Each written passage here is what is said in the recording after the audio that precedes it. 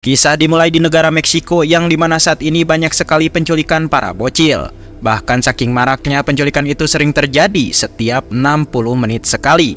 Dan yang menjadi target si penculik adalah anak-anak orang kaya agar mereka bisa mendapatkan uang tebusan yang sangat banyak.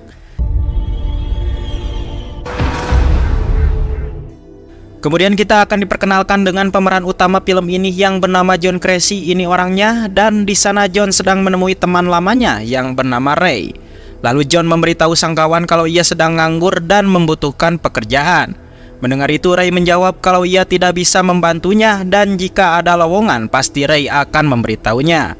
Diketahui John ini merupakan mantan pasukan elit yang pernah bertugas di berbagai negara seperti Irak dan Afghanistan. Namun saat perang terakhir John memutuskan untuk keluar dari pasukan elit dan memilih menjadi tentara bayaran. Tetapi sudah beberapa bulan ini John tidak ada yang menghubungi dan hal ini tentu saja membuat John kebingungan untuk mencari uang.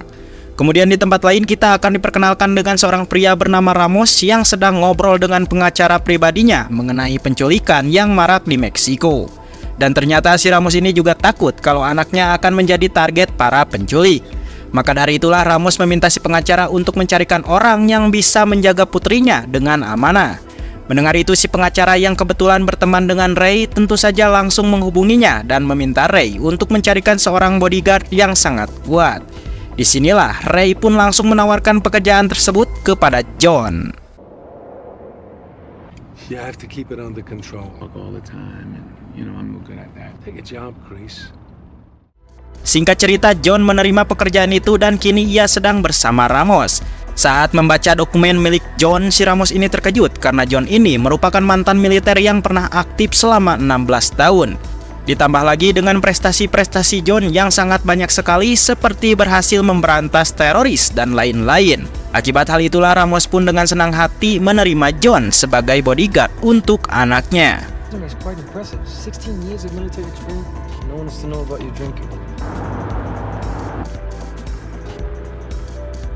Sesampainya di rumah, Ramos memperkenalkan istrinya bernama Desi kepada John.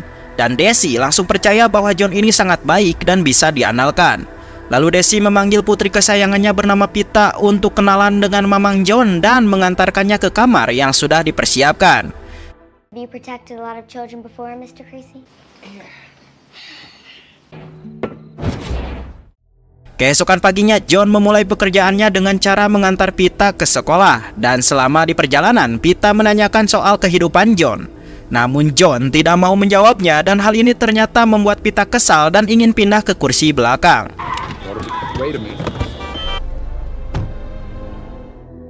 Malam harinya John hulang-hulang karena teringat dengan masa lalunya yang dimana saat itu John telah membunuh ribuan orang dan ternyata kenangan itu membuat John menjadi takut dengan Tuhan yang tidak akan mengampuni dosa-dosanya. Lalu John yang depresi ingin memutuskan untuk bunuh diri, namun saat akan melakukannya tiba-tiba pelurunya macet seolah-olah Tuhan masih belum mengizinkan John untuk mati sekarang. Kemudian John yang merasa tidak percaya mencoba menghubungi Ray untuk menanyakan soal pistolnya yang baru saja ia pakai namun tidak berfungsi. Lalu Ray menjawab bahwa keanehan itu berasal dari pelurunya, yang dimana jika peluru itu berhasil ditembakkan, maka orang itu sudah ditakdirkan untuk mokat. Namun sebaliknya jika peluru itu gagal ditembakkan, maka orang tersebut belum ditakdirkan untuk mati.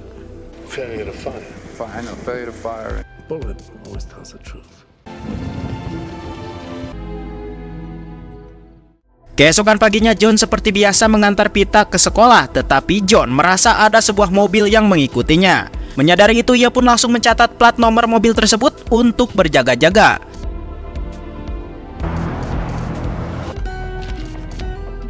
Setelah pulang sekolah, Pita mengikuti lomba berenang namun ia selalu kalah karena lawan-lawannya sangat hebat. Dan di sini John semakin akrab dengan Pita, bahkan ia juga berjanji akan melatih Pita sampai jagoan. Sesampainya di rumah, John langsung melatih Pita berenang dengan cara teknik militer yang dulu pernah dilakukannya. Bahkan setelah selesai melatihnya, John mau membantu Pita untuk mengerjakan PR. Hari demi hari John terus melatih Pita berenang dengan giat agar Pita bisa juara. Terlihat orang-orang di rumah juga memberikan dukungan dan semangat kepada Pita. Dan saat perlombaan tiba, Pita pun mulai mempraktekkan hasil latihannya dan kini ia pun memenangkan lomba itu.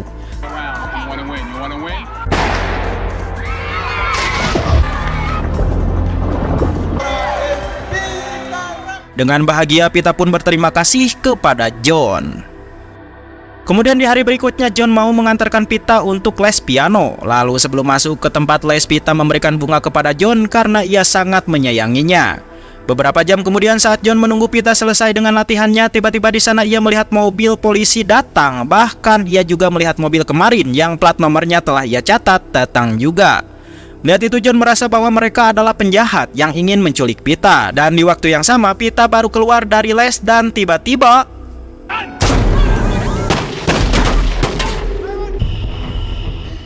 dan benar saja mereka adalah penculik yang telah berkomplot dengan polisi korup. Namun John seorang diri mampu mengalahkan mereka.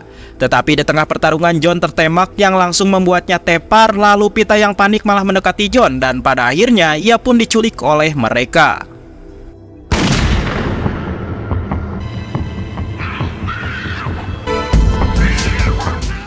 Beberapa hari kemudian kita diperlihatkan dengan John yang sedang dirawat di rumah sakit dan ternyata orang yang membawanya adalah Ray, yaitu sahabat baiknya John. Dan di sini Ray mengatakan bahwa ia telah bergerak cepat untuk membawa John ke sini karena ia takut John akan ditangkap oleh polisi karena sebelumnya John telah membunuh 2 polisi korup.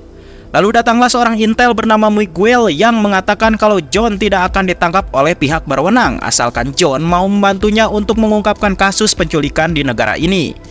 Di sini Miguel juga sudah tahu bahwa polisi dan para pejabat lainnya telah terlibat dengan penculikan yang marak di negara ini. Dan kelompok mereka disebut sebagai LA Hermandad.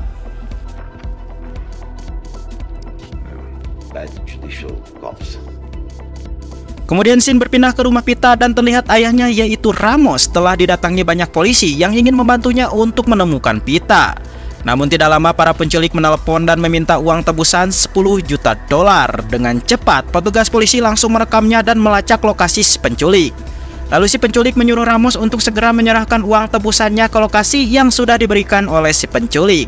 Dan jika Ramos tidak mau menurutinya atau melawan, maka dipastikan Pita akan mati.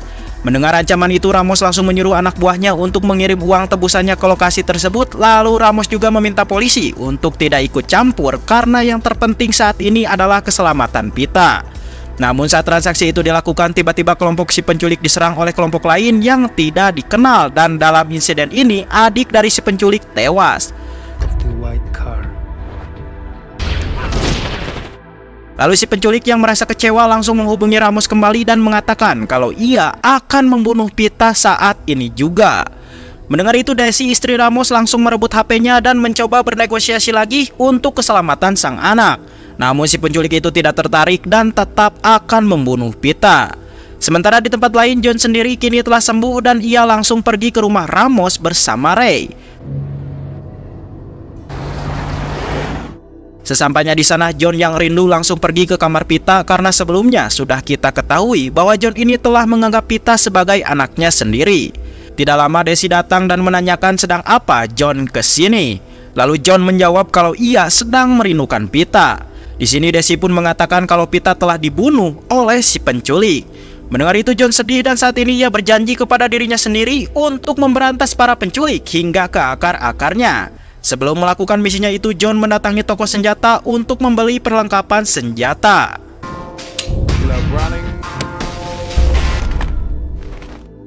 Kemudian John mengecek bukunya untuk melacak plat nomor mobil yang pernah ia catat dulu. Dan setelah berhasil melacaknya, John dengan cepat langsung mendatangi orang tersebut sambil menodongkan senjata. Dan ternyata orang ini adalah polisi korup dari kelompok LA Hermandad. Lalu John membawanya ke tempat sepi dan segera menginterogasinya. Awalnya si polisi itu tidak mau memberikan informasi apapun, namun John terus menghajarnya sehingga ia pun mau bicara kalau ia hanya disuruh oleh seseorang yang bekerja di diskotik.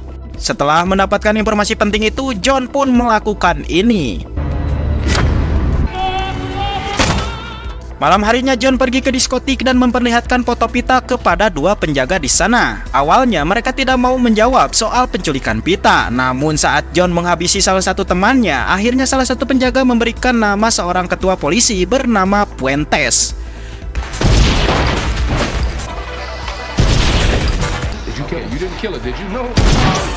Keesokan paginya John mendatangi sebuah toko yang berdekatan dengan kantor polisi. Dan saat Puentes datang, John mengeluarkan bazooka untuk menghancurkan mobil Puentes bersama bawahannya.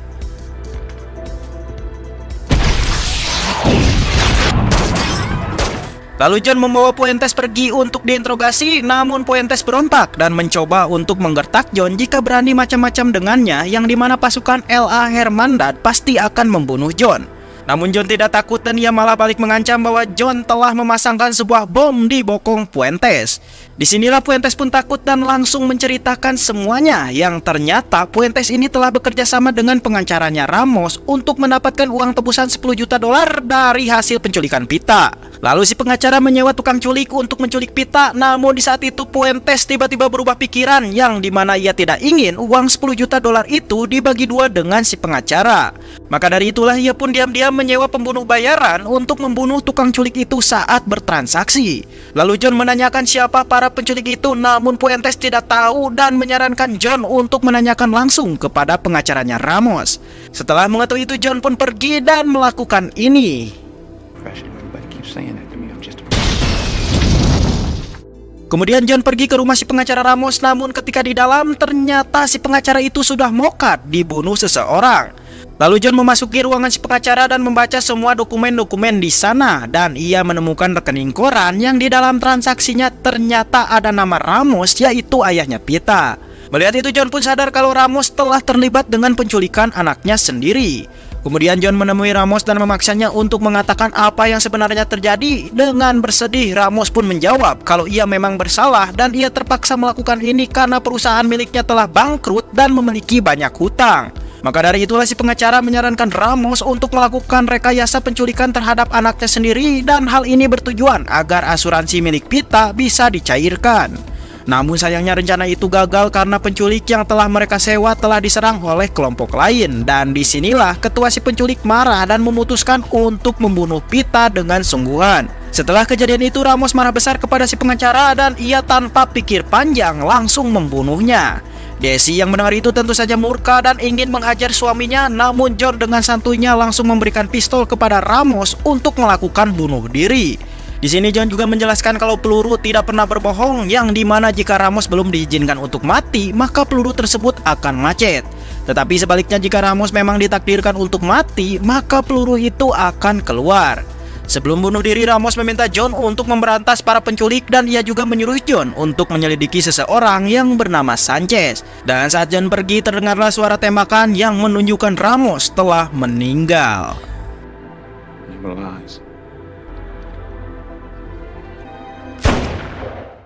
Keesokan paginya John mendatangi kediaman Sanchez dan di sana ia langsung menodongkan pistol ke istrinya Sanchez. Namun di waktu yang sama Sanchez muncul dan menembak John.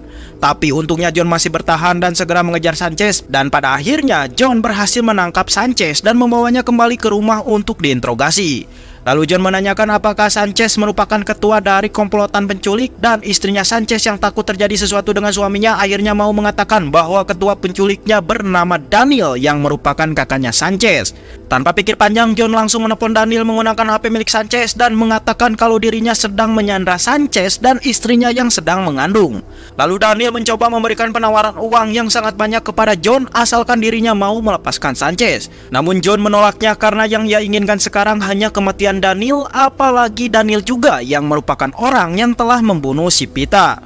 Mendengar nama itu Daniel pun menjelaskan kalau Pita masih hidup karena tidak untungnya ia membunuh seorang bocil, dan selama ini ternyata Daniel telah membohongi Ramos. Lalu Daniel mengajak pertukaran nyawa Pita dengan nyawanya John, yang dimana Daniel akan membebaskan Pita tetapi harus diganti dengan nyawanya si John. Mendengar tawaran tersebut John pun menyetujuinya karena yang terpenting baginya adalah keselamatan Pita. Saat di perjalanan, John masih menyandra Sanchez dengan tujuan untuk berjaga-jaga jika Daniel tidak membohonginya. Lalu ia juga menelpon Desi dan memberitahukan kalau Pita masih hidup. Dan John juga meminta Desi untuk datang ke lokasi pertukaran saat ini juga. Lalu saat di lokasi, John menyuruh Desi untuk tidak melepaskan Sanchez sebelum Pita dilepaskan oleh Daniel. Kemudian John menyerahkan dirinya dan terlihat Daniel pun langsung menyerahkan Pita. Lalu John menyuruh Pita untuk pergi menemui ibunya. Sementara Desi terlihat melepaskan Sanchez.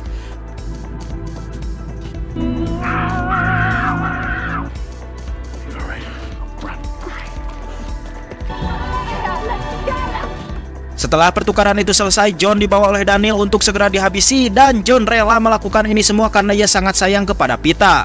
Hingga pada akhirnya John pun tewas di tangan Daniel.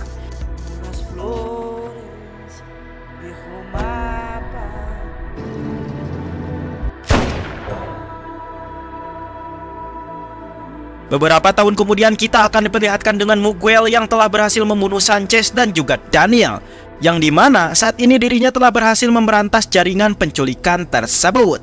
Dan film pun tamat. Mantap sekali.